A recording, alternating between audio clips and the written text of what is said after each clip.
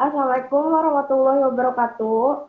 Di sini kami akan mempresentasikan tentang materi sistem data terdistribusi. Anggota kelompoknya yaitu ada Isnani Hidayah dari kelas IF 18D dan saya sendiri Lilis Dini Novianti dari kelas IF 18D. Kemudian ada Fikri Ramadhani dari IF 18D, ada Aizal Apa dari kelas IF 18D, dan terakhir yaitu ada Muhammad Arif Nurul Huda dari IF 18D. Pengertian. Pengertian basis data terdistribusi adalah kumpulan data logik yang saling berhubungan secara fisik terdistribusi dalam jaringan komputer yang tidak tergantung dari program aplikasi sekarang maupun masa yang akan datang. File merupakan kumpulan data yang dirancang untuk suatu aplikasi atau sekumpulan aplikasi yang dekat hubungannya. Jenis yaitu ada terpusat dan terdistribusi. Terpusat, transaksi yang mengakses data pada suatu simpul, mesin atau server yang sama dengan simpul dari mana transaksi tersebut dijalankan. Kemudian terdistribusi yaitu transaksi yang membutuhkan pengaksesan data di simpul yang berbeda dengan simpul di mana transaksi tersebut dijalankan. Atau transaksi dari sebuah simpul yang membutuhkan pengaksesan data ke sejumlah simpul lainnya. Struktur basis data terdistribusi yang dimana ada topologi jaringan, yaitu ada topologi bintang, kemudian ada topologi cincin dan topologi bus. Perbedaan utama topologi biasanya instalisasi biaya dalam pembangunan hubungan atau link antar simpul, biaya komunikasi, waktu, dan biaya dalam pengoperasian sistem berupa pengiriman data dari satu simpul ke simpul lain. Kehandalan, frekuensi atau tingkatan kegagalan dalam komunikasi yang terjadi. Ketersediaan, tingkatan kesapan data yang diakses sebagai antisipasi kegagalan komunikasi. Dua jenis transaksi, transaksi lokal dan transaksi global. Transaksi lokal yaitu transaksi yang mengakses basis data di server yang sama dengan server dari mana transaksi tersebut dijalankan. Transaksi global, transaksi yang membutuhkan data di server yang berada dengan server di mana transaksi tersebut dijalankan, atau transaksi dari sebuah server yang membutuhkan pengaksesan data ke sejumlah server lain. Ini masih gua.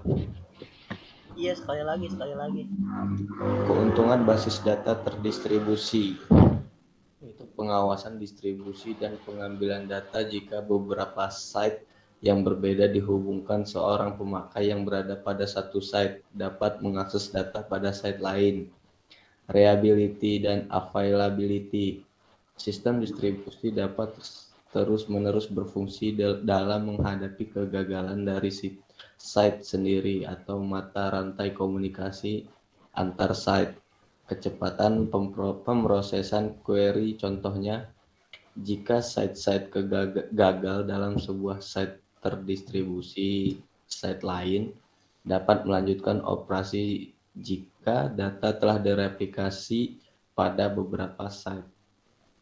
Lanjut, kemudian akan dibacakan oleh teman saya. Yaitu ada otonomi lokal terdistribusi. Sistem mengizinkan sekelompok individu dalam sebuah perusahaan untuk melatih pengawasan lokal melalui data mereka sendiri. Dengan kemampuan ini dapat mengurangi ketergantungan pada pusat pemrosesan. Selanjutnya yaitu ada efisiensi dan fleksibel. Data dalam sistem terdistribusi dapat disimpan dekat dengan titik di mana data tersebut dipergunakan. Data dapat secara dinamik bergerak atau apa sih itu? Desain atau disalin, dapat Ini apaan sih? Salin dapat dihapus. Aduh, Disalin atau dapat dihapus. desain. Oh, ya udah. Data dapat secara dinamik bergerak atau salinan dapat dihapus. Kelemahan.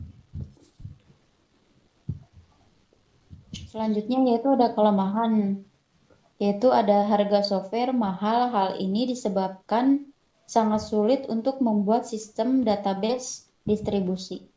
Selanjutnya yaitu ada kemungkinan kesalahan lebih besar.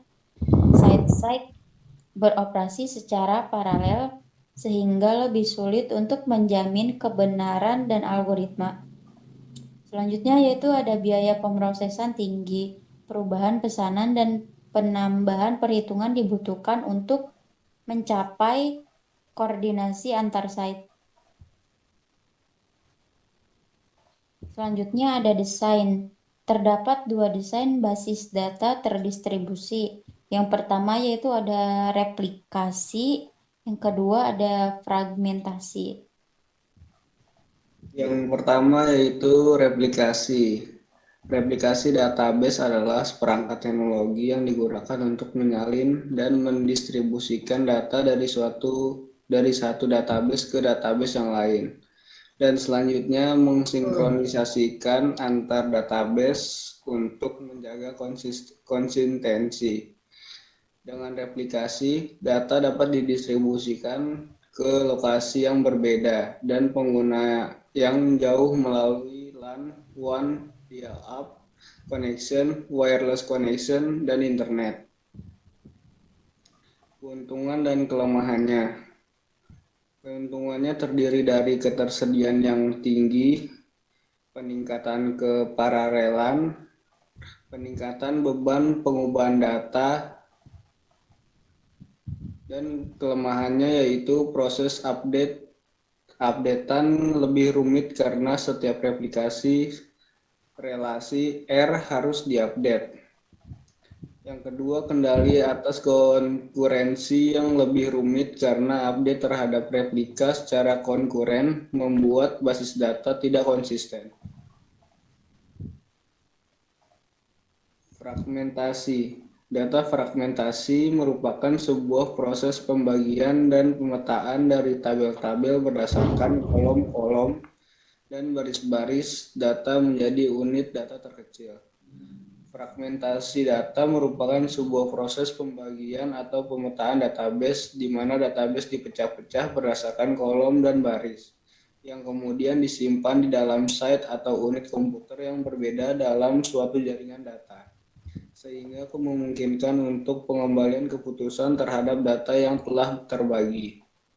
Data yang telah terpecah-pecah masih memungkinkan untuk digabungkan lagi dengan maksud untuk kelengkapan pendataan. Denny gue. Dan next.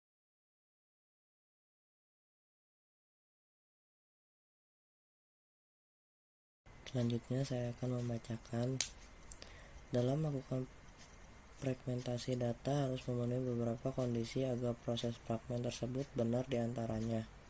Completeness sebuah unit data yang masih dalam bagian dari relasi utama, maka data harus berada dalam satu fragmen. Reconstruction sebuah relasi asli dapat dibuat kembali atau digabungkan kembali dari sebuah fragmen ketika telah dipecah-pecah. Data masih memungkinkan untuk digabungkan kembali dengan mengubah struktur data. Disjointness data di dalam fragmen tidak boleh diikutkan dalam fragmen lain agar tidak terjadi redundansi data kecuali untuk atribut primary key dalam fragmentasi vertikal. Next. Jenis fragmentasi data. Di sini ada fragmentasi horizontal dan fragmentasi vertikal. Next.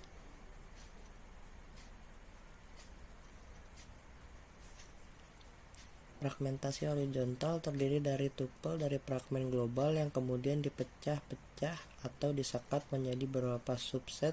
Penyekatan tipe ini sangat berguna di dalam database terdistribusi di mana setiap subset dapat berisi data yang memiliki properti secara umum. Fragmentasi horizontal didefinisikan menurut sebuah kondisi atau predikat yang menyatakan bahwa tupel yang ada telah mencukupi.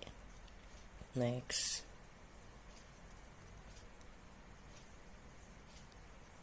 Fragmentasi vertikal, yaitu fragmentasi yang akan membagi lagi atribut-atribut dari fragmen global yang tersedia menjadi beberapa grup. Bentuk yang paling simpel dari fragmentasi vertikal adalah dekomposisi, di mana sebuah row ID yang unit dapat disertakan dalam setiap fragmen untuk menjamin dan memungkinkan terjadi proses rekonstruksi melalui sebuah operasi join.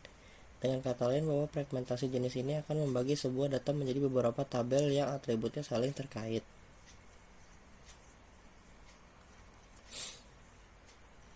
Terima kasih.